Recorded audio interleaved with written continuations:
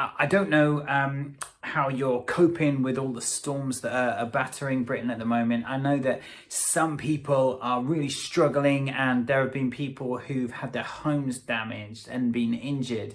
It's awful, and so I'm praying at the moment for everybody who's been impacted in some way through these storms that have just been battering the UK. But I also want to take a moment and just use the presence of these storms to set our sights on some of the things of God.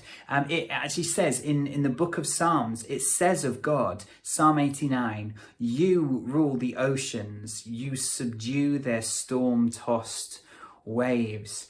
And there's this idea that God is sovereign over the powers of the weather. God is sovereign over, storms that blow, whether on land or at sea. And so I just want to bring us three little examples of storms in the Bible that God used in some way. And there's three things he does. He uses storms to kind of set us free. He can use storms to guide us to the right place, and he can also shut down the storms completely. You may know the story of Jonah. Jonah was a prophet of God, and God said, "Jonah, go and speak to this group of people in this place and help them to get their lives on track with me, have a relationship with me and know me." Jonah didn't want to do this, and so he jumped in a boat and went the other way. And so God sends a storm, and Jonah realizes this storm is from God. And the storm wasn't to punish him, it was to refocus, reorient his journey and get him back on track.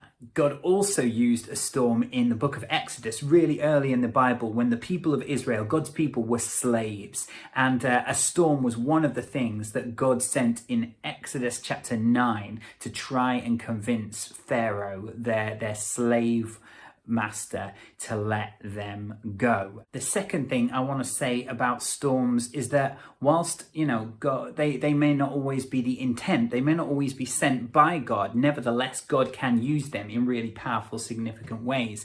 In Acts 27 in the Bible, the Apostle Paul, this Christian adventurer, if you like, was journeying to a place where he knew people needed to know God, but the ship was caught in a storm and thrown off course. But where it ended up was a place where there were other people who also needed to know about God. And sometimes, maybe God doesn't send the storm. Maybe God's not controlling something to divert us and refocus us. But actually, out of storms, we can still stay true to the purpose that God has got for us. And if there's a storm in your life at the moment, it doesn't mean that you have to hit pause on what God is calling you to do with your life.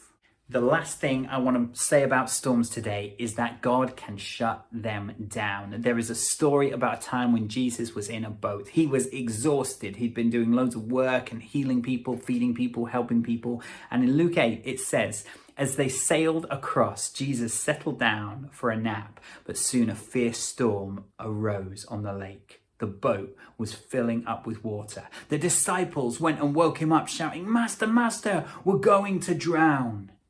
When Jesus woke up, he rebuked the wind and the waves, saying, "Be quiet, be still." And the storm was silent. Maybe at the moment you are facing a storm in your life that you didn't call, that God hasn't sent. Stuff's going on around you and it's giving you a hard time. And so I believe God can end the storms in our lives. And so I want to pray for you right now. If you are facing, whether it's the damage resulting from a real storm, injury, or whether it's a storm in our lives of sickness, of illness, of discouragement, of people coming against us, I just want to pray for you right now that the storms in your life will be still, will be quiet, will subside. In the name of Jesus, would you be healed and blessed and restored? God bless you. The Lord be with you. I am praying for all of those affected by the storms going on at the moment in this world. I hope I'll see you soon.